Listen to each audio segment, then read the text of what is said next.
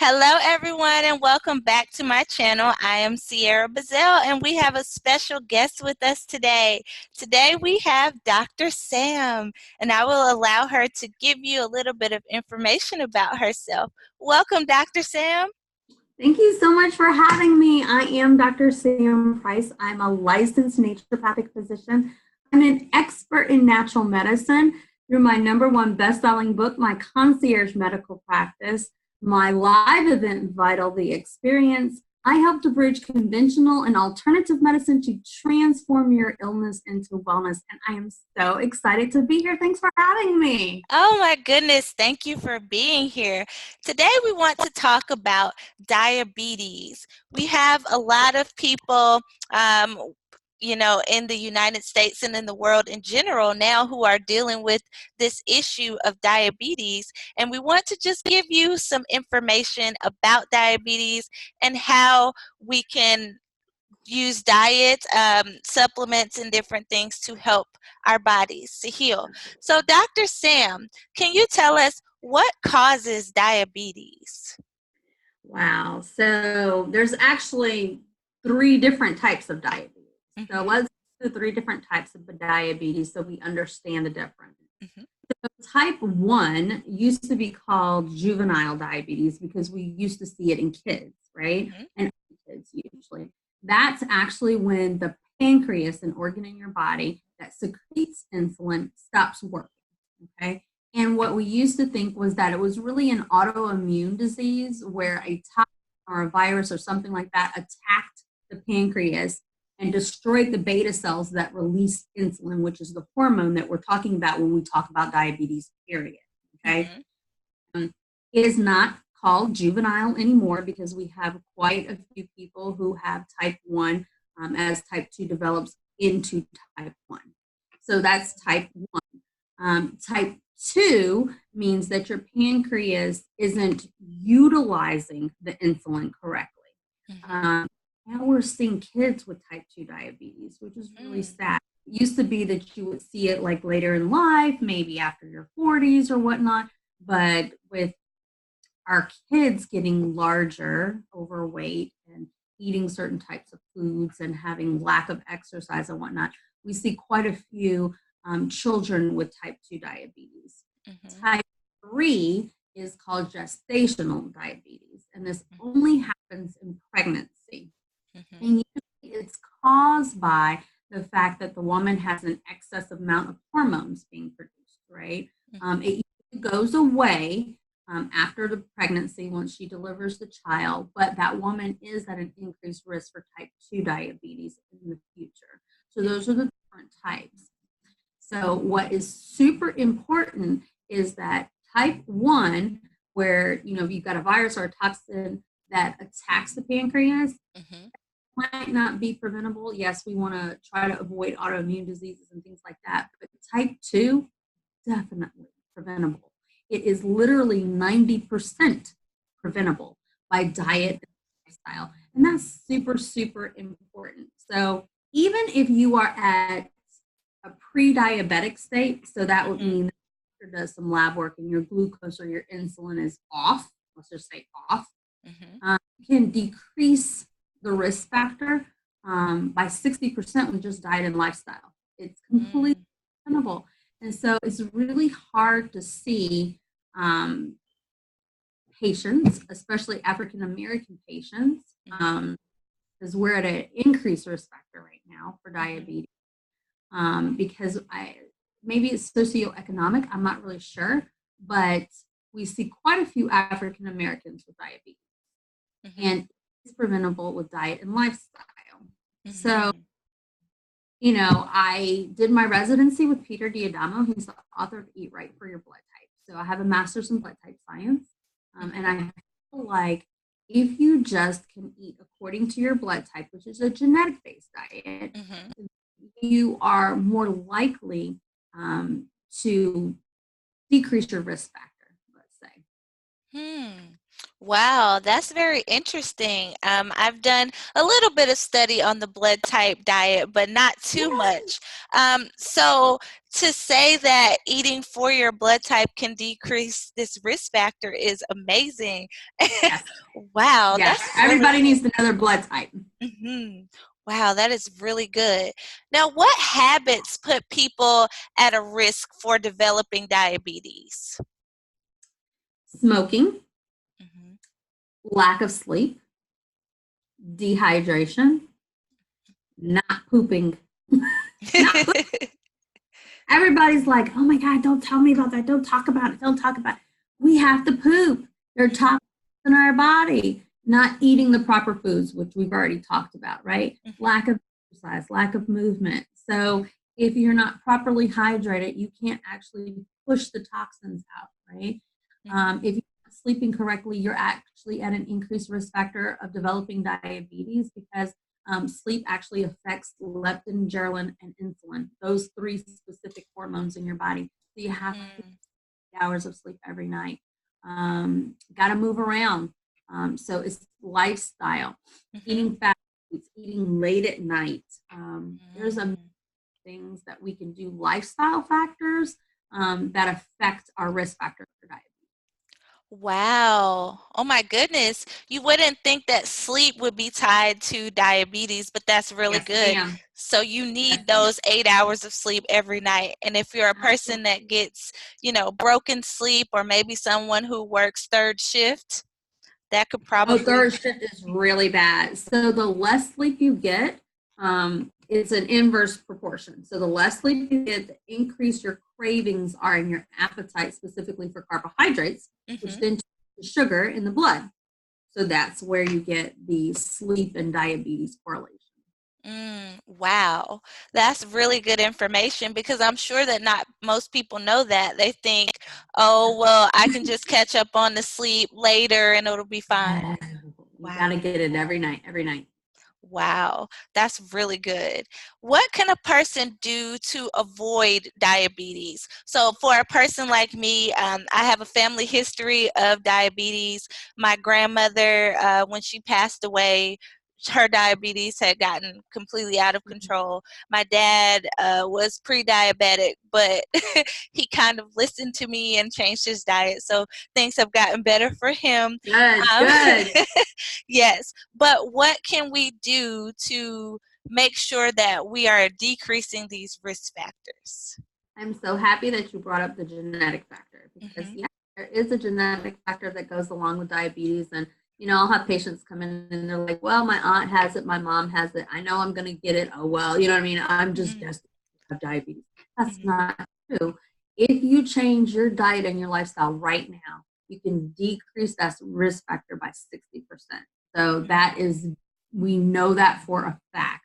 So let's just talk about one, let's know your blood type so that you're Mhm. eating correct for your blood type. That automatically is going to decrease inflammation in the body and help to prevent diabetes. Mhm. So, blood type O, um, you would want to do really good, lean, organic meat and Mhm. stay from grains. All right. Mhm. Type O. Blood type A should be a vegetarian. You can't digest the meat very well, so you Mhm. don't want red meats. Maybe you can have a little bit of chicken every once in a while or turkey. Mhm. Seafood, fine, but really you want to be a vegetarian. I Mhm. mean, very generalized stuff on blood Mhm. type. Blood type B needs to avoid chicken and corn. No chicken and corn for a blood type B, right? Mhm. Blood type AB is a mix between blood types A and blood types B. All Mhm. right. Chicken, they really want to beef up their vegetables. They can have um, some grain, but Mhm. not a lot. So Mhm. you really need to look up the AB. But you can definitely do a lot of the blood type specific things. There's certain supplements and exercises specifically for the blood types. If you want me to tell you that go along with Mhm. prevention or helping with diabetes, you want me to go into that? Yes, Okay. please. Um, for all the blood types, my favorite go-to is green tea. So green tea actually helps with insulin resistance. So remember Mhm. when I'm talking about type 2 diabetes is that you're not utilizing the insulin correctly. So green tea helps you utilize the insulin. So green tea for all the blood types, right? Mm-hmm. For blood type O specifically, I would use chromium. It helps you to metabolize carbohydrates better. And Mm-hmm. carbohydrates, if your audience doesn't understand, when you're eating carbs and you digest it, it turns into sugar in the blood, which is that Mm-hmm. glucose we keep talking about. So insulin drives the glucose inside the cell, and then once the glucose is inside the cell, it turns into energy and it fuels us and it lets us like do our daily activities, right? Mm-hmm. So we don't want a bunch of glucose floating around. So we need to metabolize the carbohydrate the way that we need to. And chromium is really great for that for blood type O. Mm-hmm. The exercises for blood type O would be cardiovascular stuff. So aerobics, running on the treadmill, all the stuff I don't like to do as a blood type. Blood type A, yes, green tea. But quercetin is fantastic. It definitely helps to prevent any complications from diabetes if you already have it. Mm-hmm. I like quercetin a lot. And then the exercise for a blood type A would be Tai Chi and yoga. So blood type A's have a high amount of cortisol, which is a stress hormone. Mm-hmm. And if we can lower that, so Tai Chi, yoga, meditation, all of those are really great for a blood type A. Blood type B, like I said, green tea, of course, but also I would use magnesium because magnesium is oftentimes a deficiency I find in blood type Bs. Mm-hmm. That helps with cramps and all kinds of things that like neuropathy that you might see in diabetes. So just to make sure that they're having enough magnesium for blood type B. And then martial arts and tennis as an exercise for blood type Bs. And then my little idiosyncrasy little ones that are blood type AB, they're very rare. Kind of a mixture between the A and the B. So green tea specifically, but quercetin and zinc. There's oftentimes a deficiency in zinc as well. So you'll see the A and the B in the AB supplements. And then I would like for them to do things like aerobics and martial arts as their lifestyle exercise things that I want them to do. Wow, that is really good. I've never heard anybody talk about exercise for your blood type. Specifically, yes. Hmm. Wow, this is really interesting. Oh my gosh. I'm such a geek and a nerd when it comes to these things, so I'm completely I intrigued. love it. I love it. Wow, this is amazing information, and this can really, really help a lot of people I hope because so. nobody talks about eating, exercising, and supplements for your blood type.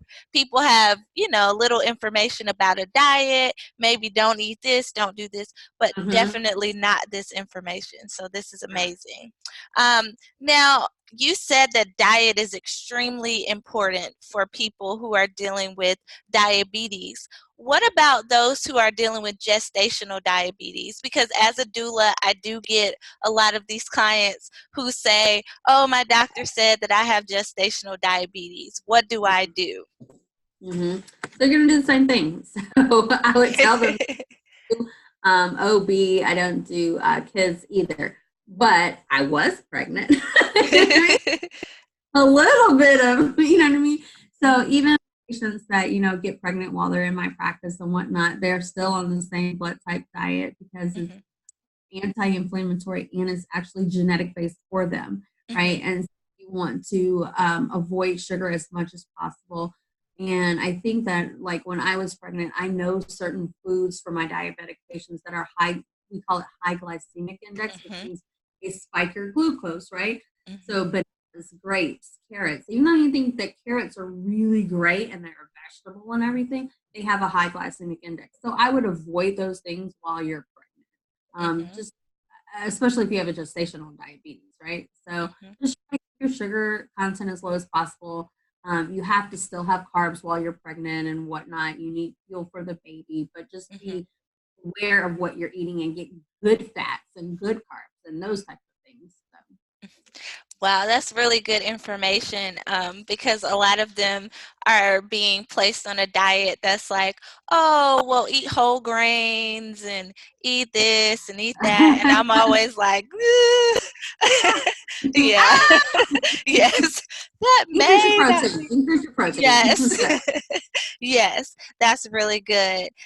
What So, other health tips can you offer people who are, maybe just borderline diabetic, not quite diabetic yet? Because sometimes doctors will go as far now as putting patients on medication when they're borderline. They did that with my dad, and I was like, you really don't need that. But, no, you know, no, no. so. So I think that if they're borderline, at bare minimum, I would have do 2 to 3 cups of green tea. And I actually really, really like the green tea that's the Costco brand. It's called Kirkland.